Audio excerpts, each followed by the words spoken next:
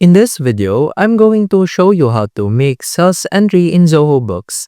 After successfully accessing your Zoho Books homepage, what we're going to do is we're going to record the sales entry as a sales order since these two terms and forms are synonymous to each other. To do that, on the upper right corner of the screen, simply navigate to the blue button with the plus icon which represents Quick Rate. When you click this will provide you various options. Under Sales, simply navigate to Sales Order. In here, this will then provide you a form wherein you input the details and information regarding the new sales order that you're going to create. Simply input the customer name in here, the sales order number, the sales order date, if there's any payment terms, delivery method, or any involved salesperson.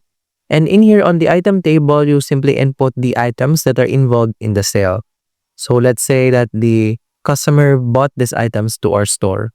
After successfully inputting the following details and information regarding the sales entry, you can either click Save as Draft or Save and Send. Let's say Save and Send. And now we have successfully created a sales order. And that's about it. That's how to make sales entry in Zoho Books. If you have any questions, please let me know down in the comments below and I'll do my best to help you out.